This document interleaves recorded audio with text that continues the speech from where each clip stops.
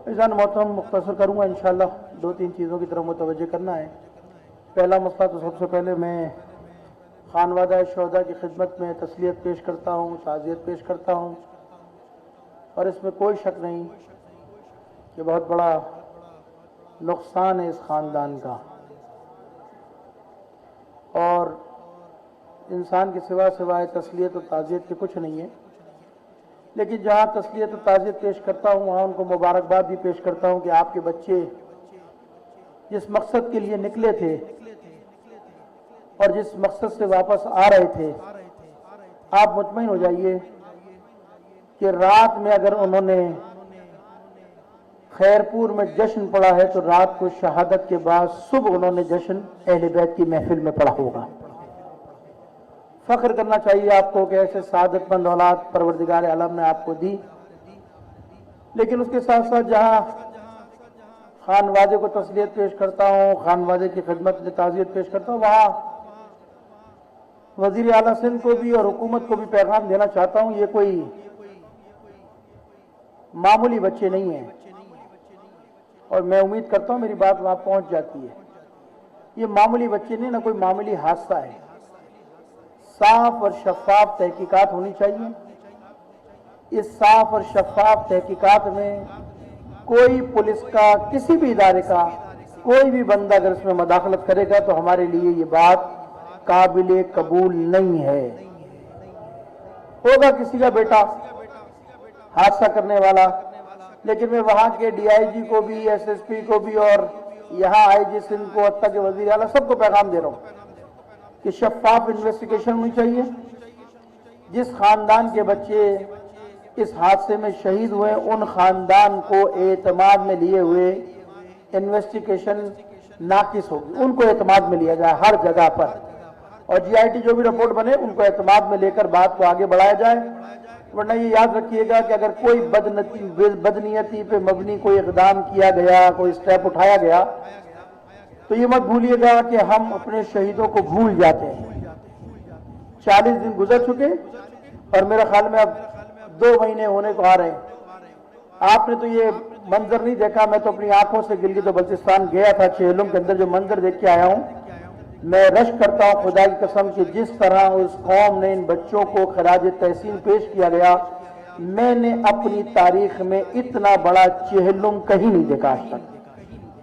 तो लिहाजा ये ना समझो हुकूमत के चेहलुम हो गया, खत्म हो गया और इन्वेस्टिगेशन के ऊपर कोई चीज असरअंदाज नहीं होगी। नहीं, हम खड़े, आखिरी वक्त तक खड़े, और मैं शोहदा को यहाँ से यकीन दिलाता हूँ कि जब आप हमें बुलाएंगे किसी भी मुश्किल वक्त में कि अब हमारी जरूरत है, तो हम आपके साथ शाना बशाना खड़े हैं। इसलिए इंतजामिया को कह रहा हूँ कि इसमें कोई गफलत ना की जाए। कई महीने गुजर गए हैं, इन्वेस्टिगेशन के साथ हमें मुजरिमों की जो निशानदेही चाहिए, हादसा के पसे पुश क्या चीज थी, क्यों हादसा हुआ, क्या वजूहत थी, और उनको सजा देनी चाहिए। ये हमारा मुतालबा है और ये सब का मुतालबा। और अगर आप सब इस मुतालबे को तस्लीम करते हैं कि जिन लोगों ने गफलत की है, जिनकी वजह से ये हादसा पेश आया, उनको सजा दी जाए, तो आप तमाम लोग मिलकर सलवा दीजिए मोहम्मद वाले मोहम्मद पर।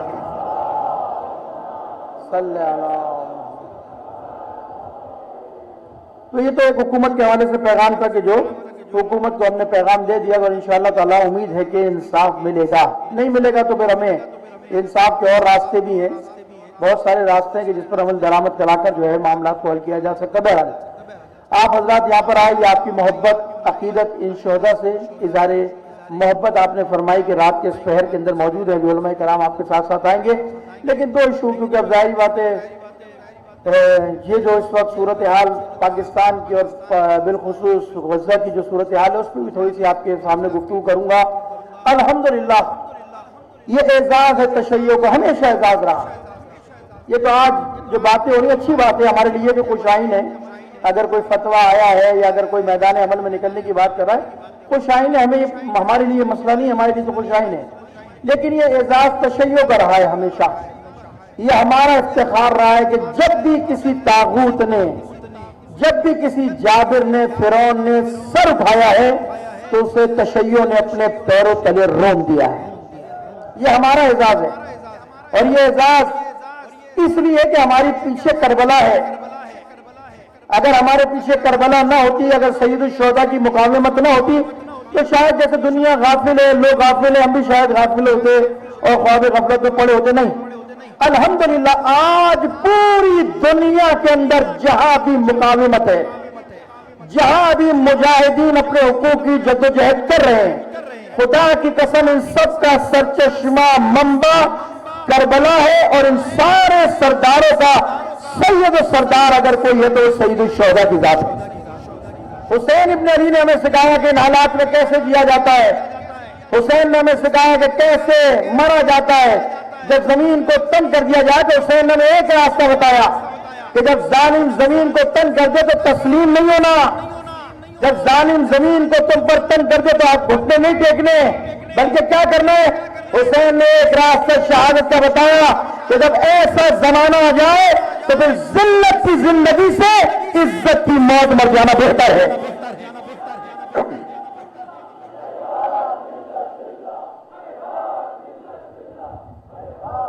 تو الحمدللہ یہ شہادتوں کا سفر کوئی نیا نہیں ہے ہمارے لیے۔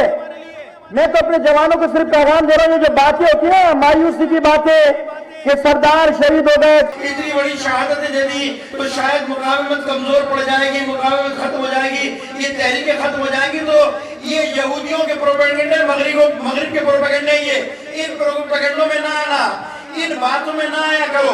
اگر مقاومت ختم ہونے والی ہوتی، اگر مقاومت کی تحریک ختم ہونے والی ہوتی تو 1400 سال پہلے کربلا میں ختم ہو چکی ہوتی۔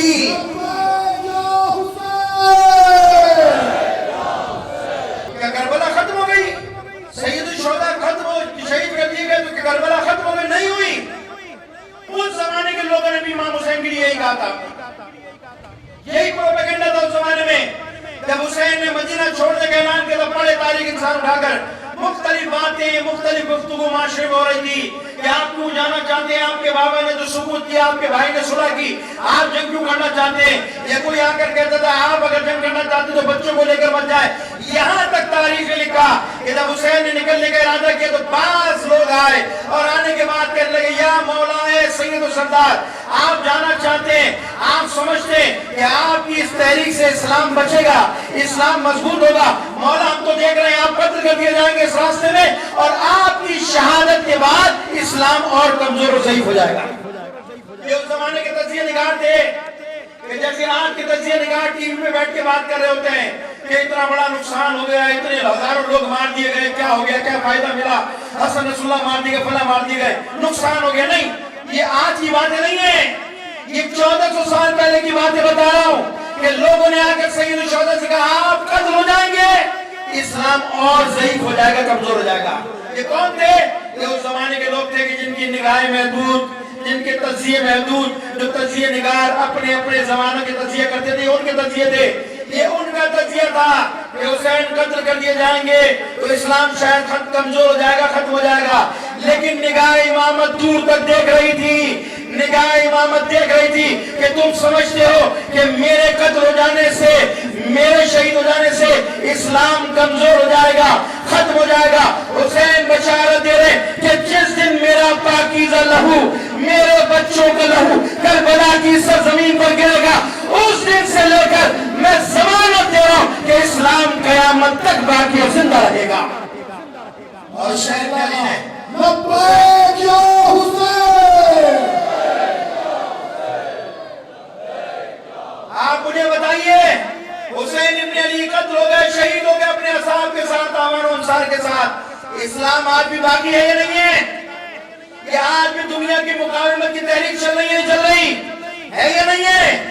اسی لیے کہتا ہوں مایوس مت ہو، اسی لیے رہبر انقلاب نے کہا کہ یہ صدی تشیع کے افتخار کی صدی ہے، مایوس مت ہو، جب کوئی بڑی شہادت ہوتی ہے تو سمجھ لو کسی بڑے فرعون کی موت آنے والی ہے۔ آپ کیا سمجھتے ہیں؟ یہ بڑے بڑے تجزیہ نگار ٹی وی بیٹھ کے تجزیہ کر رہے ہوتے ہیں، ان کی باتوں میں آؤ گے؟ اتنا بڑا اجتماع تھا جو دنیا کا، پوری دنیا کے میڈیا نے بڑی کوشش کی چھپانے کی کہ اس اجتماع کو چھپا لیا جائے، لیکن اتنا بڑا اجتماع تھا کہ سب سے پہلے بی بی نے آن کیا، بی بی سی نے آن کیا، دوسرے چینلوں نے، پھر تو پاکستان، کیونکہ آپ کو پتا ہے جب بڑے مائی باپ نے کر لیا تو پاکستان کی میڈیا نے بھی دکھانا شروع کر دیا۔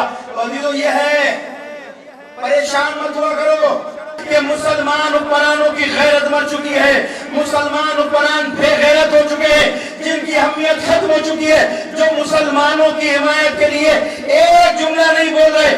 یاد رکھو اس باپ کی فریاد، یاد رکھنا کہ جس نے اپنے پوتے، اپنے بیٹے، اپنے بچے کے جنازے کو اٹھا کر فریاد کی تھی، یا رسول اللہ گواہ رہنا اس امت نے ہمارا ساتھ نہیں دیا۔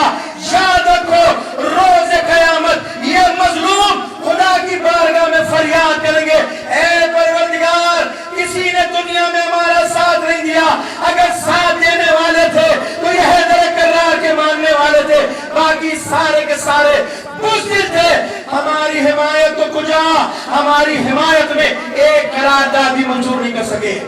لہذا ختم کر دیا میں نے اپنی بات کو، پریشان مت ہو، آتے حالات اپنی ذمہ داری ادا کرتے رہو، پانی کے قطرے گرا، یہ مت سمجھو کہ آپ کے کہنے سے کچھ نہیں ہوگا، ہوگا۔ آپ کیا سمجھتے ہو آپ کی کوئی ارزش نہیں ہے؟